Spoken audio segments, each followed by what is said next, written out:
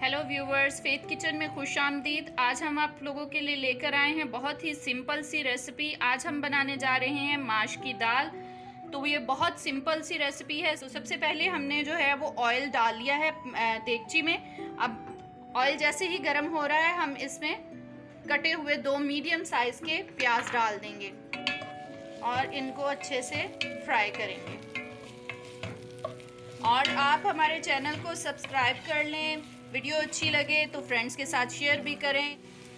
अब हम इसमें लहसुन अदरक का पेस्ट डालेंगे, 2 चम्मच है। अब इसको अच्छे से मिक्स कर लें और साथ ही टमाटर जो हैं 2 अदद मैंने कटिंग किए हुए हैं उनको भी डाल दें ताकि वो भी अच्छे से फ्राई हो जाए।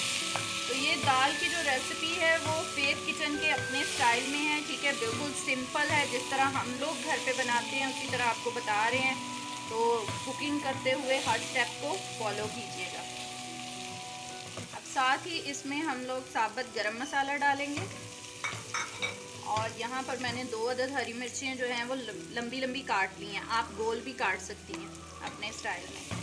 और इसमें जो है इस रेसिपी में कोई महंगी चीज़ नहीं, कोई बाहर से लाने वाली चीज़ नहीं। ये सारी चीज़ें जो हैं वो आपके घर में मौजूद हैं और उससे ही आप इतनी मज़ेदार दाल बना सकती हैं।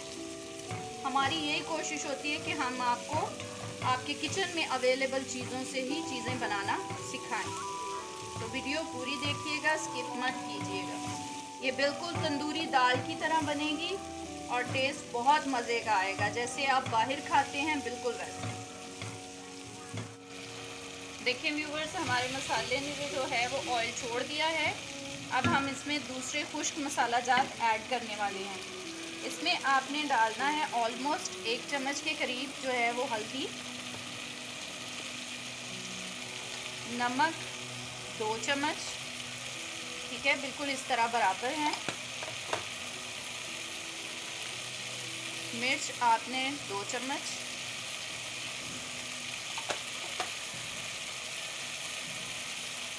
काली मिर्च 1 चम्मच, पिसा हुआ खुश्क धनिया 1 चम्मच। अब इसको अच्छे से मिक्स कर लें और मसाले को भी अच्छे से फ्राई करें। देखिए कितनी मज़े की ग्रेवी बन रही है।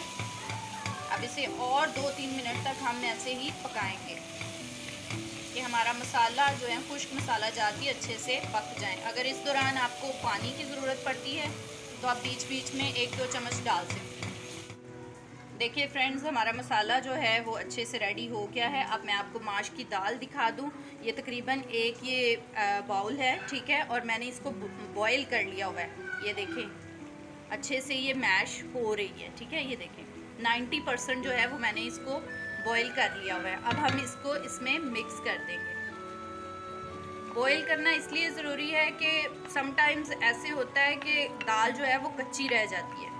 तो इससे ये होगा कि दाल जो है 90% जो पकी हुई है, 90-95%, वो बाकी जो 5% है वो इस तरह मसाले में पक जाएगी और टेस्ट भी बहुत मज़े का आता है। तो अभी जो है इसको थोड़ी देर हम फ्राई करते हैं। हमारी दाल अच्छे से फ्राई हो गई है, ऑयल नज़र आना शुरू हो गया है। अब हम लोग इसमें आधा ग्लास जो है वो पानी डाल देंगे ताकि ग्रेवी जो है वो अच्छी सी बन जाए। तो इसे 10 से 15 मिनट के लिए हम लोग दम पे रख देंगे।